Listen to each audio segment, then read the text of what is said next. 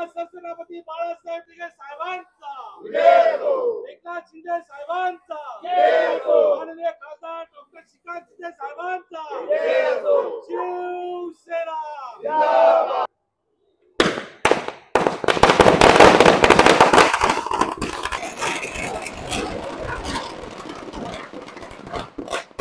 आपण बघितलं असेल की गेल्या 2.5 वर्षापासून या राज्यामध्ये शिंदे साहेबांचं सरकार आहे आणि जे सरकार ज्या पद्धतीने काम करत आहे, लोकांच्या हितासाठी काम करते, शेतकरी कष्टकऱ्यांसाठी काम करते, मला असं वाटतं की याच्या अगोदर पण अनेक सरकार आली गेली, परंतु एवढ्या चांगल्या गतीने उत्तम रीतीने सर्वसामान्यांना न्याय देण्याकरता हे जे शासन कार्यरत आहे त्याचा परिचय आपल्या पत्रकार बंधूंना आणि ह्या जनतेला नक्कीच आला असेल।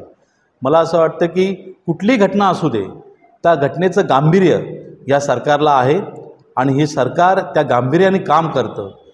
विरोधक फक्त विरोध करतात आणि कामात अडचण घालतात, परंतु नेहमीच आपल्या चांगल्या कामांतूनच माननीय मुख्यमंत्री एकनाथ शिंदे साहेबांनी या महाराष्ट्रामध्ये आपली खरी ओळख पटवून दिलेली आहे। ज्या चिमुरडीवर तो अत्याचार झाला त्यावेळेस हे संपूर्ण राज्यच नव्हे, देश सुन्न झालं आणि त्या नराधमाला फाशी द्या, चौकात आणा, फाशीने आम्ही तिथे लटकवू, फासाचा दोर त्या रेल्वे स्टेशनवर झळकवला। त्याचबरोबर लाडकी लेक नको, लाडकी बहीण नको आणि याला फाशी द्या असे बॅनरही झळकले। म्हणजे विरोधकांना त्यावेळेस विरोध करायचा होता, शासनाला कुठेतरी विरोध करून दाखवायचा होता आणि त्यांना राजकारण करायचं होतं, म्हणून त्या लोकांनी तिथे बॅनर पोस्टर आणि जत्तेच्या जत्ते 24 तास म्हणजे ते आंदोलन धगधगत ठेवलं।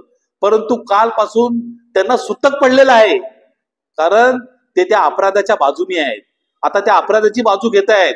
मला असं वाटतं की ह्या देशामध्ये या राज्यामध्ये कोणीही अन्याय करत असेल तर त्या अन्यायाची शिक्षा वारंवार वेळोवेळी कोर्ट कचेरी करण्यापेक्षा जनतेच्या मनामध्ये जे आहे त्या पद्धतीने ही शिक्षा दिली गेली पाहिजे आणि त्या अपराधाला तशी शिक्षा भेटली पाहिजे। मला असं वाटतं कालपासून सगळे बदलापूरकर वासी, संपूर्ण महाराष्ट्र, ज्यांच्या घरामध्ये पण सुना बाळा आहेत, मुली आहेत, ते सगळी जनता खुश आहेत। फक्त खुश नाहीत ते विरोधक। मला असं वाटलं होतं की आज पत्रकार परिषदेच्या अगोदर अंधारेबाई तिकडे बदलापूरला येतील आणि तिथे काहीतरी 4 शब्द बोलतील, परंतु मी सकाळपासून टीव्ही बघतोय की त्या सुषमा अंधारे तिथे फिरकलेच नाही। त्यांना खूप बोलायचं असतं ना, मग आता त्या कुठे गेल्यात? आता त्यांनी यायला पाहिजे आणि त्या नराधमाला का मारलं म्हणून तिथे बदलापूरकर वासियांना त्यांनी विचारलं पाहिजे। आता जर का त्यांच्यात हिंमत असेल, त्यांच्यात धमक असेल तर त्यांनी बदलापूरमध्ये येऊन लोकांना विचारलं पाहिजे। फक्त तिथे बसून राजकारण करायचं आणि ह्या देशाच्या मध्ये जे पंतप्रधान काम करतायत, या राज्यामध्ये मुख्यमंत्री, संपूर्ण शासन, उपमुख्यमंत्री या ज्या पद्धतीने काम करतायत त्यांच्यावर फक्त टीका करायची आणि लोकांमध्ये नरेटिव्ह पसरवायचा, हाच फक्त एक मूळ मुद्दा आहे।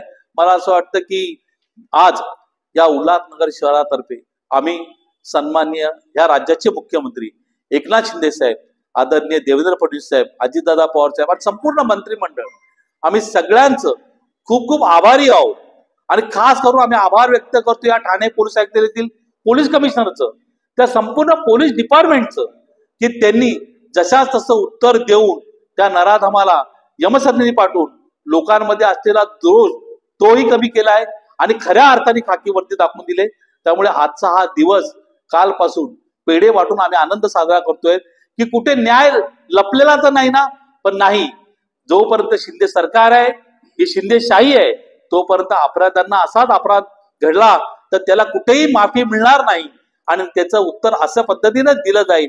त्याची हिंमत बघा, पोलीस कस्टडीमध्ये असताना सुद्धा त्यांनी त्या पद्धतीने हिंमत केली।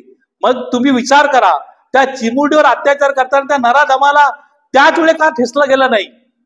मला असं वाटतं झालेली घटना ही खूपच बरोबर आहे, जशाच तसं उत्तर दिलेलं आहे।